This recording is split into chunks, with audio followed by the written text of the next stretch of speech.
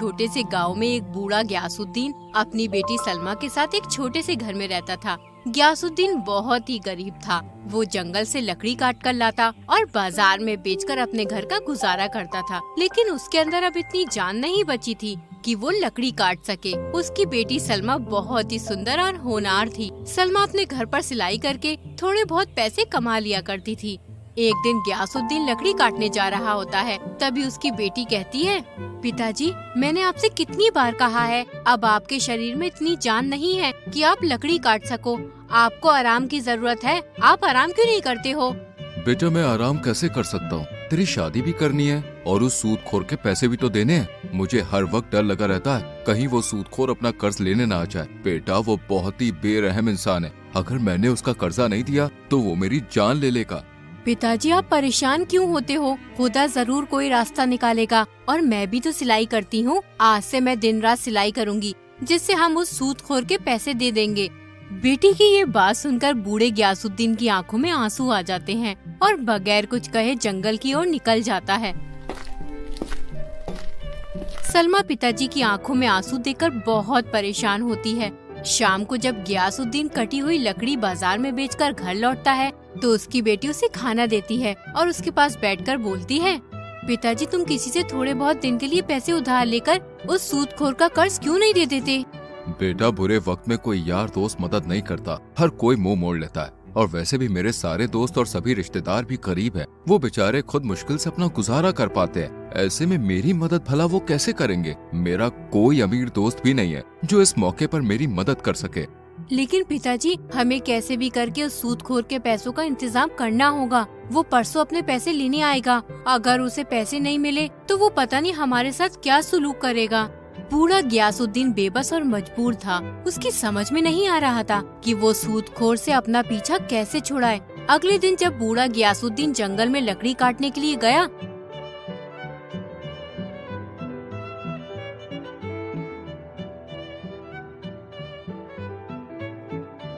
तो उसे जंगल में एक आदमी मिला। वो गयासुद्दीन के हाथ में कुल्हाड़ी देखकर बोला, तुम्हारी कुल्हाड़ी देखकर मालूम होता है कि तुम एक लकड़हारे हो और इस वक्त लकड़ी काटने जा रहे हो। हाँ बेटा, मैं एक लकड़हारा हूँ और इस वक्त मैं लकड़ी काटने ही जा रहा हूँ। क्या तुम्हें मुझसे कुछ मदद चाहिए? मदद तो कुछ नहीं चाहिए, लेकिन अब तुम्हें सजा से कोई बचा नहीं सकता। हो सकता है राजा तुम्हें सूली पर लटका दे, या हो सकता है कि उम्र भर के लिए जिंदान में डाल दे। ये तुम क्या कह रहे हो बेटा? मैंने तो ऐसा कोई काम नहीं किया जिसके लिए राजा मुझे ये सजा देगा। क्या तुम नहीं जानते, राजा ने पेड़ काटने पर रोक लगाई हुई है। अगर कोई भी पेड़ काटता हुआ पकड़ा गया तो राजा उसे सख्त से सख्त सजा देगा। अब तुम्हें मेरे साथ राजा के पास चलना होगा। बेटा, अगर मैं लकड़ी नहीं काटूंगा तो मेरे घर का गुजारा कैसे होगा?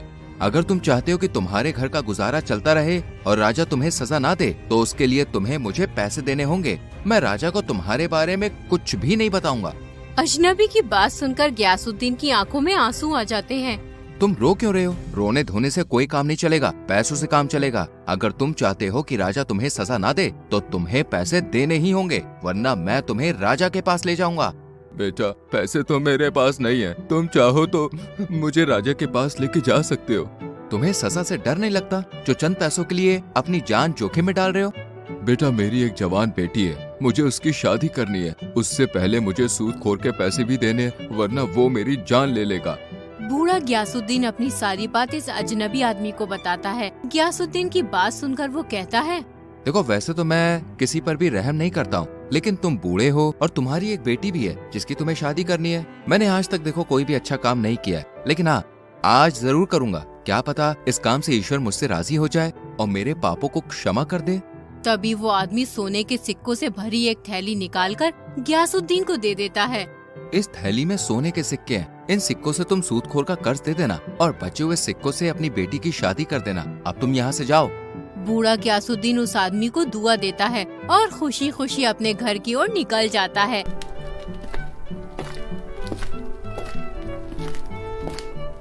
रास्ते में उसे चक्कर आने लगते हैं, इसलिए वो एक पेड़ के नीचे आराम करने के लिए बैठ जाता है। कुछ ही देर में उसे नींद आ जाती है। तभी एक चोर आता है और बूढ़े गयासुद्दीन की सोने के सिक्कों से भरी थैली चुराकर ले जाता है। थोड़ी दूर जाने के बाद जब वो चोर थैली खोलकर देखता है तो वो खुशी से नाचने लगता है और कहता है, अरे वाह, इतने सारे सोने के सिक्के, आज तो मेरी तकदीर खुल गई। अब मेरी बीवी बच्चों को भूखा नहीं रहना पड़ेगा। इन सिक्कों से तो मेरा सालों का गुजारा हो जाएगा। इतना कहकर चोर अपने घर की ओर निकल जाता है। उधर जब बूढ़े ग्यासुद्दीन की आँख खुलती है तो वो एकदम अपनी थैली देखता है, लेकिन उसे सोने के सिक्कों की थैली नहीं मिलती। ग्यासुद्दीन बहुत घबरा जाता है, उसके रोंगटे खड़े हो जाते हैं। वो अपने आप को कोसने लगता है। या खुदा, ये क्या हो गया? ना मैं सोता, ना वो सोने के सिक्कों की थैली चोरी होती। वर्षों बाद एक खुशी मिली थी, लेकिन वो भी छिन गई। अब मेरी बेटी की शादी कैसे होगी? मैं उस सूदखोर का कर्ज कहाँ से दूंगा? या खुदा, इस लाचार बेबस की मदद कर। बेचारा ग्यासुद्दीन गम में डूबा हुआ अपने घर की ओर निकल जाता है। उधर वो चोर अपनी बीवी से कहता है, तुम मुझे हर वक्त उल्टा सीधा कहा करती थी ना कि मैं कुछ करता धरता नहीं हूँ। ये देखो, सोने के सिक्कों से भरी हुई थैली। इन सिक्कों से हमारा कम से कम 2 साल का गुजारा हो जाएगा। अब मुझे कुछ भी करने की जरूरत नहीं है। तुम इतने सारे सोने के सिक्के कहाँ से लाए हो? तुम्हारी ये सवाल करने की आदत कब जाएगी? मैं ये सोने के सिक्के कहाँ से लाया हूँ, तुम्हें इस बात से क्या मतलब है? मतलब है, क्योंकि मैं जानना चाहती हूँ, कहीं तुम ये सोने के सिक्के चुरा कर तो नहीं लाए? हाँ, मैं चुरा कर लाया हूँ। एक बूढ़ा आदमी पेड़ के नीचे सो रहा था, उसी की जेब से मैं ये सोने के सिक्कों की थैली निकाल कर लाया हूँ। अब तुम चोरी भी करने लगे? तुम्हें सोने के सिक्कों की थैली चुराते हुए डर नहीं लगा? क्या तुम दूसरों को दुखी करके खुश रहना चाहते हो? वो बेचारा बूढ़ा गरीब आदमी किस हाल में होगा? पता नहीं उसने ये सिक्के किस काम के लिए रखे होंगे और तुम उन्हें चुरा कर ले आए। अरे वो गरीब नहीं है, वो एक मालदार आदमी है। तुम्हें कैसे पता वो मालदार आदमी है? तुम जानते हो उसे? मैं उसे जानता तो नहीं हूँ, लेकिन वो गरीब नहीं है, क्योंकि कोई भी गरीब आदमी कभी इतने सारे सोने के सिक्के लेकर यूँ बेफिक्र नहीं सोता पेड़ के नीचे। हमें इस बात से कोई मतलब नहीं है कि वो मालदार है या गरीब। तुम्हें उसके ये सोने के सिक्के लौटाने होंगे। तुम ये कैसी बेवकूफों जैसी बात कर रही हो? मैं उस बूढ़े आदमी को कहाँ जाके तलाश करूँगा? तुम्हें उसे तलाश करना ही होगा। मुझे भूखा मरना पसंद है, लेकिन मैं इन चोरी के सिक्कों से अपना घर का गुजारा नहीं कर सकती। तुम्हें मेहनत मजदूरी करके अपने बीवी बच्चों का पेट भरना चाहिए, ना कि चोरी करके। ठीक है, मैं उस बूढ़े आदमी के सिक्के वापस करके आऊँगा। चोर बूढ़े आदमी के सोने के सिक्के वापस करने के लिए उसकी तलाश में निकल जाता है। उधर जब बूढ़ा ग्यासुद्दीन अपने घर पहुंचता है तो उसकी बेटी उससे कहती है, पिताजी, मैं कब से आपका इंतजार कर रही थी। आपको आज इतनी देर कैसे हो गई आने में? बूढ़ा ग्यासुद्दीन कुछ नहीं बोलता। पिताजी, तुम चुप क्यों हो? कुछ बोलते क्यों नहीं? बूढ़ा ग्यासुद्दीन सारी बात अपनी बेटी को बताता है। उतने में ही सूदखोर अनवर अपने पैसे लेने आ जाता है। सूदखोर को देखकर ग्यासुद्दीन घबरा जाता है। ग्यासुद्दीन, तूने मेरे पैसे देने का वादा किया था। ला, जल्दी से मेरे पैसे दे। मैंने आपके पैसों का इंतजाम कर लिया था, लेकिन किसी ने मेरे सोने के सिक्कों की थैली को चुरा लिया। तो मुझे बेवकूफ समझता है क्या कि तू मुझे ये झूठी कहानी सुनाएगा और मैं तुझसे पैसे नहीं मांगूंगा? अरे तेरे जैसे मुझे रोज 50 आदमी मिलते हैं झूठ बोलने वाले। मेरा समय बर्बाद मत कर, चल जल्दी से पैसे दे। मैं झूठ नहीं बोल रहा हूँ, मेरी बात का यकीन करो। किसी ने मेरे सोने के सिक्कों की थैली चुरा ली। अच्छा, तो तेरे पास वो सोने के सिक्कों की थैली कहाँ से आई थी? जरा मुझे भी तो पता चले। आखिर तू बुढ़ापे में करता क्या है? ग्यासुद्दीन चुप रहता है। वो इस बात का कोई जवाब नहीं देता। अब चुप क्यों है? बताता क्यों नहीं कि तेरे पास वो सोने के सिक्के कहाँ से आए थे? तुझे बुढ़ापे में झूठ बोलते हुए शर्म नहीं आती? तू मेरे पैसे ऐसे नहीं देगा। तू मेरे साथ राजा के पास चल। सूदखोर ग्यासुद्दीन और उसकी बेटी को राजा के पास ले जाने लगता है। रास्ते में जब गांव वाले सूदखोर को देखते हैं तो वो कहते हैं, अरे देखो, ये सूदखोर बेचारे बूढ़े ग्यासुद्दीन और उसकी बेटी को राजा के पास ले जा रहा है। सत्यानाश हो इस मरदूद का, बेचारे बूढ़े आदमी को राजा के पास ले जा रहा है। पता नहीं राजा बूढ़े को क्या सजा देगा। खुदा इसे गारत करे, मुझे भी 10 दिन बाद इसका कर्ज चुकाना है। दुनिया मर रही है, मगर ना जाने इसको मौत क्यों नहीं आती। कभी बीमार भी नहीं होता, गरीबों पे जुल्म कर करके सांड हो रहा है। सूदखोर राजा के दरबार में पहुंच जाता है और राजा से कहता है, महाराज, 2 साल पहले गयासुद्दीन ने मुझसे कर्ज लिया था और आज इसने मेरा कर्ज देने का वादा किया था, लेकिन अभी तक इसने मुझे कुछ भी नहीं दिया और ये मुझसे झूठ बोल रहा था कि इसने मेरे पैसों का इंतजाम कर लिया था, लेकिन कोई इसके सोने के सिक्कों की थैली चुरा कर ले गया है। तुम ऐसे आदमी को कर्ज देते ही क्यों हो जो उसे चुका ना सके? लेकिन महाराज, ये मेरे सामने आकर रो रहा था, मुझे इस पर तरस आ गया, इसलिए मैंने इसे कर्ज दे दिया, वरना मैं ऐसे लोगों को कभी भी कर्ज नहीं देता हूँ जो कर्ज लौटा ना सके। पूरी बात सुनने के बाद राजा बोला, यहाँ के कानून के अनुसार जो भी व्यक्ति ठीक समय पर अपना कर्ज नहीं चुकाता है, उसके घर के सभी सदस्य कर्ज देने वाले की गुलामी करेंगे जब तक कि वो अपना कर्ज ना चुका दे। राजा का फैसला सुनते ही बूढ़ा गयासुद्दीन डर से कांपने लगा, क्योंकि अब उसे और उसकी बेटी को सूदखोर की गुलामी करनी पड़ेगी।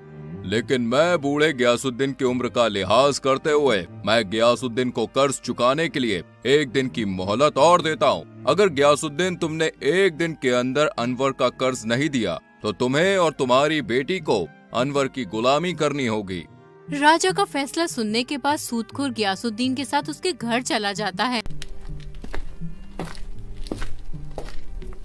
और गयासुद्दीन से कहता है, गयासुद्दीन, जब तू मेरे पैसे 2 साल में ना दे सका तो 1 दिन में कहाँ से देगा? एक काम कर, अपनी इस खूबसूरत बेटी की शादी मेरे साथ कर दे। तेरी बेटी मेरे साथ राज करेगी और मैं तेरे साथ भी अच्छा बर्ताव करूँगा। मैं तेरे जैसे सूदखोर के साथ कभी शादी नहीं करूंगी। तू बेरहम है, लोगों पे जुल्म करता है। तो ठीक है, फिर अगर तेरे बाप ने मेरा 1 दिन के अंदर कर्ज नहीं दिया तो तुम दोनों मेरे गुलाम हो जाओगे और मैं तेरे इस बूढ़े बाप से इतना सख्त काम लूंगा कि इसकी रूह कांप उठेगी। अब मैं जा रहा हूँ और 1 दिन बाद आऊँगा। ये कहकर सूदखोर चला जाता है। फिर सलमा गयासुद्दीन से कहती है, पिताजी, 1 दिन के बाद हम इस मनहूस का कर्ज कहाँ से देंगे? अगर हमने इसका कर्ज नहीं दिया तो ये हमारे साथ बहुत जुल्म करेगा। पिताजी, मैं तुम्हारे ऊपर जुल्म होते हुए नहीं देख सकती। इस जालिम ने बहुत से लोगों को परेशान किया है। इसने किसी का घर छीन लिया तो किसी की जमीन छीन ली है। पिताजी, अगर आपकी इजाजत हो तो मैं इस मनहूस सूदखोर से शादी कर लेती हूँ, वरना ये तुम्हारे साथ बहुत बुरा सलूक करेगा। नहीं बेटा, तुम उस सूदखोर से शादी मत करना। अगर हमारे मुकद्दर में सूदखोर की गुलामी लिखी है तो हम इससे भाग नहीं सकते हैं। लेकिन पिताजी, वो सूदखोर बहुत बेरहम है। उसे किसी पे तरस नहीं आता। वो तुम्हारी उम्र का भी लिहाज नहीं करेगा। बेटी, खुदा जरूर कोई रास्ता निकालेगा और जल्द ही ये मुश्किल वक्त गुजर जाएगा। इतना कहकर बूढ़ा गयासुद्दीन जंगल की ओर निकल जाता है और उसी पेड़ के नीचे जाकर बैठ जाता है जहाँ से उसके सोने के सिक्के की थैली चोरी हुई थी। वो देर तक टकटकी बांधे आसमान की तरफ देखता रहता है और ना जाने क्या क्या सोच रहा होता है। उसको कुछ समझ नहीं आ रहा कि वो अब करे तो क्या करे। उतने में ही वो चोर बूढ़े गयासुद्दीन की तलाश करते हुए वहाँ आ जाता है। बूढ़े गयासुद्दीन को पेड़ के नीचे देखकर बहुत खुश होता है। फिर वो गयासुद्दीन से कहता है, बुजुर्गवार, तुम्हारी हालत देखकर मालूम होता है तुम किसी बड़ी मुसीबत में हो। तुम मुझे अपनी परेशानी बता सकते हो। मुझसे जो हो सकेगा मैं तुम्हारी मदद करूंगा। बूढ़ा गयासुद्दीन चोर के गंदे और फटे हुए कपड़े देखकर बोला, बेटा, तुम्हारे कपड़ों पर लगे पैबंद तुम्हारी कहानी खुद कह रहा है। इन्हें देखकर मैं कैसे विश्वास करूं कि तुम इस बुरे वक्त में मेरी मदद करोगे? सुनो, तुम मेरे कपड़ों पर लगे पैबंद को देखकर मेरी हालत पर मत जाओ। आप एक बार अपनी परेशानी मुझे बताइए। मैं पूरी कोशिश करूंगा कि तुम्हारे गमों को दूर कर सकूं।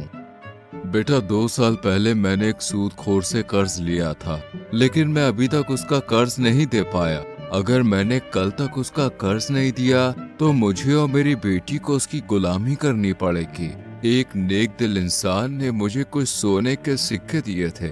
मैंने सोचा कि इन सिक्कों से अपनी बेटी की शादी कर दूंगा और उस सूदखोर का कर्ज दे दूंगा, लेकिन किसी ने वो सोने के सिक्के चुरा लिए।